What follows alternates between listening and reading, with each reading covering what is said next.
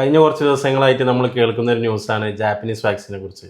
പിന്നെ മാത്രമല്ല, നമ്മളോട് കൂടുതൽ ആളുകൾ ഒരു എൻക്വയറി ആയിട്ട് റിസപ്ഷനിലേക്കും അതുപോലെ നമ്മൾ ഫാർമസിയിലേക്ക് വരുന്ന പേഷ്യൻസ്, അതുപോലെ നമ്മളടുത്ത് അറിയാവുന്ന ആളുകളൊക്കെ ഇതിനെക്കുറിച്ച് ചോദിക്കുന്നുണ്ട്.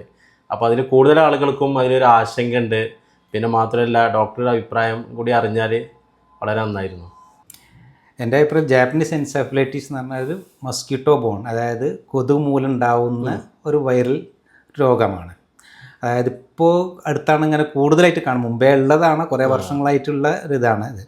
അപ്പോൾ ഇതിനിപ്പോൾ കൂടുതൽ ആശങ്ക എന്ന് പറഞ്ഞാൽ കുറച്ച് മരണങ്ങൾ അവിടെ ഇവിടെയൊക്കെ കോഴിക്കോട് ജില്ലയിലും മലപ്പുറം ജില്ലയിലും പിന്നെ തെക്കൻ ഭാഗത്തും ചിലയിടത്തൊക്കെ മരണം സംഭവിച്ചതുകൊണ്ട് ജനങ്ങൾക്ക് ആശങ്കയാണ്. ആശങ്ക വരാനുള്ള കാരണം എന്ന് പറഞ്ഞാൽ സർക്കാർ ഇതിനുള്ള ഒരു കുത്തിവയ്പ്പ്, പ്രതിരോധ കുത്തിവയ്പ്പ് എന്നുള്ളത് ഇതിനു വേണ്ടിയിട്ടാണ് ഇത് എടുക്കുന്നത്. ആശങ്കയ്ക്കുള്ള ഒരു കുഴപ്പമില്ല, ബിക്കോസ് ഇതൊരു പ്രതിരോധം മാത്രമാണ്.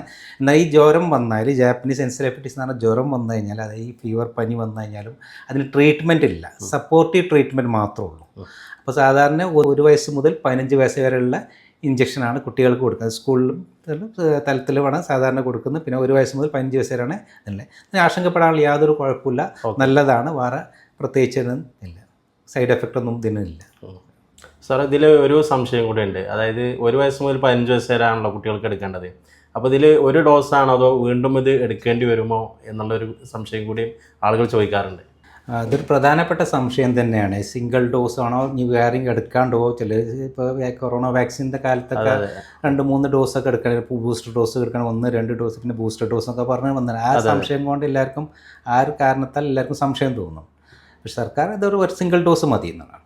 പിന്നെ ഇത് ഈ ജാപ്പനീസ് എൻസെഫലൈറ്റിസ് വാക്സിൻ ഷെഡ്യൂൾ, സാധാരണ ഇമ്മ്യൂണേഷൻ ഷെഡ്യൂളിൽ ഉൾപ്പെടുത്തിയിട്ട് ചില സ്ഥലങ്ങളിലെല്ലാം കൊടുക്കുന്നുണ്ട്. അങ്ങനെ ആകുമ്പോൾ കുട്ടികൾക്ക് ഇമ്മ്യൂണേഷൻ ഷെഡ്യൂളിൽ തന്നെ 8-ാം മാസം, 1 വയസ്സിന് താഴെയുള്ള ആ ഒരു സിംഗിൾ ഡോസും, പിന്നെ ഒരു 18 മുതൽ 24 മാസത്തിലുള്ള പ്രായം, അതായത് 1.5 വയസ്സ് മുതൽ 2 വയസ്സിൽ ഈ ടൈമിലും കൊടുക്കുക. അതാണ് റുട്ടീൻ വാക്സിൻ്റെ ഇതിൽ.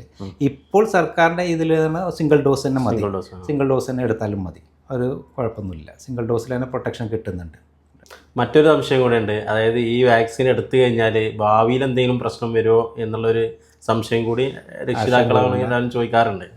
എല്ലാവർക്കുള്ള ആശങ്കയാണ്. വാക്സിൻ എടുത്താൽ അതിൻ്റെ സൈഡ് എഫക്റ്റ് എന്തെങ്കിലും ഉണ്ടാവും. സാധാരണ വാക്സിൻ അല്ലെങ്കിൽ സാധാരണ മരുന്ന് തന്നെ രോഗികളൊന്ന് ചോദിക്കേണ്ടതിൻ്റെ സൈഡ് എഫക്റ്റ് ഉണ്ടാവും. അപ്പോൾ വാക്സിൻ ആകുമ്പോൾ സ്വാഭാവികമായിട്ട് എല്ലാവരും ചോദിക്കും. സൈഡ് എഫക്റ്റ് വളരെ കുറവാണ്, സീരിയസ് ഇല്ല എന്ന് തന്നെ പറയാം, നിൽ സൈഡ് എഫക്റ്റ് എന്ന് പറയാം. എടുത്തു കഴിഞ്ഞ് ചെറിയൊരു പനിയും, സാധാരണ വാക്സിൻ എടുക്കുന്ന ഇതുണ്ടാവുന്ന ചെറിയൊരു പനിയും ഇതൊക്കെ ഉണ്ടാവും എന്നല്ലാതെ ലോങ് ടൈമിലൊരു സൈഡ് എഫക്റ്റ് ഇതിൽ കണ്ടിട്ടില്ല, ഇതുവരെ രേഖപ്പെടുത്തിയിട്ടില്ല. അങ്ങനെ ഇമ്പോർട്ടൻ്റ് ആയിട്ടുള്ള സൈഡ് എഫക്റ്റ് ഒന്നും വലിയൊരു പ്രശ്നമൊന്നുമില്ല. അപ്പോൾ എടുക്കുന്ന ബുദ്ധിമുട്ടുകളൊന്നുമില്ല, ധൈര്യമായിട്ട് എടുക്കാം, കുഴപ്പമൊന്നുമില്ല. Thank you.